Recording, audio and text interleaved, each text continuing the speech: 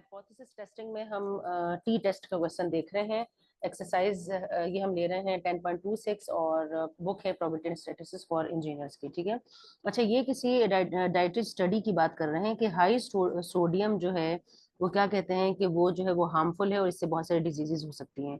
तो ये क्या कहते हैं कि विच इज और क्या कहते हैं कि the human requirement for salt is 220 milligrams है। इनकी ह्यूमन की जो रिक्वायरमेंट है वो 220 मिलीग्राम्स है। तो ये चूंकि हमें हाइपोथेसिस दिया हुआ तो हम यहाँ नल हाइपोथेसिस देख देंगे कि म्यू की वैल्यू है 220 मिलीग्राम। अच्छा, अगर सैंपल का डेटा होता है तो सैंपल के साथ यहाँ पर लिखा हुआ होता है कि random sample of this selected, तो वो फिर मीन सैंपल का होता है।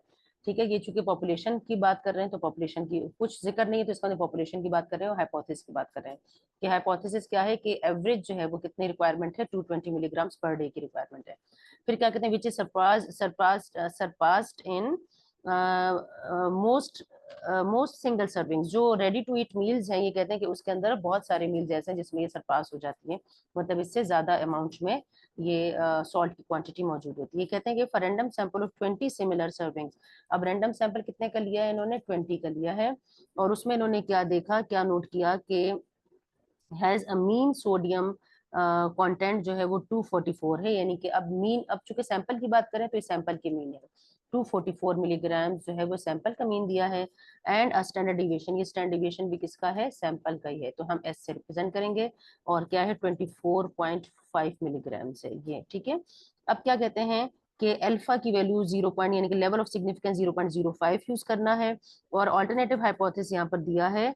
ऑल्टरनेटिव हाइपोथेसिस क्या दिया है, कहते हैं लेवल ऑफ क्या कहते हैं, does this suggest at the level of significance 0.05 level of significance that the average sodium content for a single serving of such serial is greater than 220। तो ग्रेटर देन का मतलब यहाँ पर हम क्या साइन लगाएंगे ऑल्टरनेटिव हाइपोथेसिस में कि mu is greater than 220 milligram. यानी कि नल हाइपोथेसिस क्या है उनका, कि जो सोडियम की यानी कि सॉल्ट की जो क्वांटिटी है मैक्सिमम जो रिक्वायरमेंट है ह्यूमन की वो कितनी 220 है पर डे, लेकिन अल्टरनेटिव हाइपोथेसिस क्या है कि इससे ज्यादा है। तो हम देखते हैं कि हमारा कौन सा हाइपोथेसिस एक्सेप्ट होता है। अब चूंकि ये लेवल ऑफ सिग्निफिकेंस वाला अल्फा वाला मेथड यूज करने हैं तो हम यहाँ अल्फा की वैल्यू नोट कर लेंगे 0.05 की बने। वन टेल टेस्ट है तो हम 2 पे डिवाइड नहीं करेंगे। और क्रिटिकल रीजन कैसे बनाएंगे, क्रिटिकल रीजन बनाने के लिए हम क्या करेंगे, 1 माइनस अल्फा करेंगे, 1 माइनस 0.05 जिससे हमारे पास आता है 0.95। हम 0.95 को, अच्छा ये वैल्यूज आप नोट कर ले, मैं टेबल खोलूंगी तो टेबल से ये वैल्यूज चली जाएंगी। 0.95 को हम क्या करेंगे, अच्छा यहाँ पर हम, अच्छा यहाँ पर हम इस तरीके से नहीं करेंगे, यहाँ पे हम टी डिस्ट्रीब्यूशन यूज करेंगे। टी डिस्ट्रीब्यूशन में जब हम यूज करते हैं, की डिस्ट्रीब्यूशन क्यों यूज करेंगे यहाँ पर हम, क्योंकि देखिए एन हमारे पास सैंपल साइज लेस देन 30 है और standard deviation of sample is given. तो हम क्या करेंगे, टी डिस्ट्रीब्यूशन यूज करेंगे। तो टी डिस्ट्रीब्यूशन के लिए फॉर्मूला क्या है, अल्फा और n माइनस 1 लिखते हैं हम। इसे हम टेबल में देखते हैं तो अल्फा की वैल्यू यानी कि लेवल ऑफ सिग्निफिकेंस 0.05 है। अगर ये 2 टेल टेस्ट होता तो डिवाइड बाय 2 कर देते अल्फा को। और डिग्री ऑफ फ्रीडम यानी कि 20 माइनस 1 19 है। तो हम टेबल में इन वैल्यूज को चेक करेंगे। अच्छा मैंने चेक की हुई है, मैं यहाँ पर डायरेक्टली लिख रही हूँ, जब क्वेश्चन पूरा कंप्लीट हो जाएगा तो मैं आपको टेबल से वैल्यू चेक करना सिखा दूंगी कि कैसे चेक करते हैं। अभी अगर मैं टेबल पे गई तो ये सब कुछ इरेज हो जाएगा। तो 0.05 और 19 जब मैंने टेबल में से चेक किया तो मेरे पास वैल्यू आई है 1.729। ये मैं टेबल में से आपको आखिर में चेक करना बताती हूँ कि कैसे चेक करते हैं। यानी इसका मतलब ये हुआ कि मेरे पास जो क्रिटिकल रीजन बन रहा है, ये चूंकि राइट टेल टेस्ट होगा, ग्रेटर देन का साइन है तो यहाँ पर बनेगा क्रिटिकल रीजन। और क्रिटिकल रीजन पे वैल्यू आ रही है यहाँ पर क्रिटिकल रीजन की 1.729।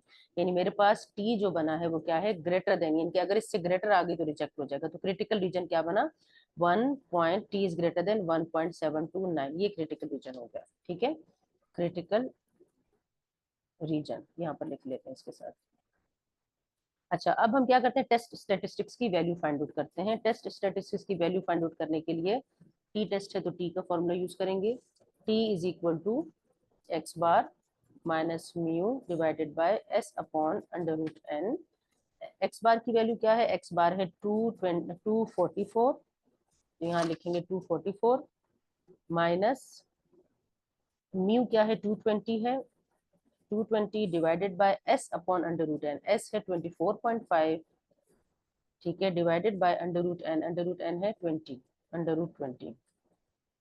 इसे जब मैंने कैलकुलेट किया तो मेरे पास वैल्यू क्या आ रही है, वैल्यू आ रही है 4.38। अब 4.38 हमने देखना है कि कहाँ लाई कर रहा है। अब 4.38 देखें, ये हमारे पास क्रिटिकल रीजन है, तो 1.7 के राइट पर ही 4.38 है, मतलब इससे बड़ी वैल्यू आ रही है ना, तो यहाँ कहीं लाई कर रही होगी।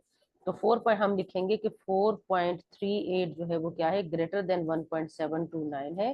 तो इसलिए हम क्या करेंगे, हम नल हाइपोथेसिस को रिजेक्ट कर देंगे, ठीक है। और हमारा और ऑल्टरनेट और क्लेम क्या करेंगे, क्या कंक्लूड होगा हमारा, एंड क्लेम दैट एवरेज जो रिक्वायरमेंट है वो ग्रेटर देन 220 है। सही है, ये एक्सेप्ट हो जाएगा। अच्छा, अब मैं टेबल में आपको टी डिस्ट्रीब्यूशन के टेबल में वैल्यू दिखाना देखना सिखा देती हूँ। टी डिस्ट्रीब्यूशन में हमने क्या देखना है, अल्फा 0.05 और डिग्री ऑफ फ्रीडम 19। तो टी डिस्ट्रीब्यूशन की तरफ चलते हैं। मैं आपको टी डिस्ट्रीब्यूशन से वैल्यू चेक करना बताती हूँ कि कैसे चेक करेंगे हम। ये टी डिस्ट्रीब्यूशन का टेबल है हमारा। अल्फा था 0.05, तो 0.05 यहाँ लाई कर रहा है। ये देखें, थोड़ा सा ऊपर कर लेते हैं।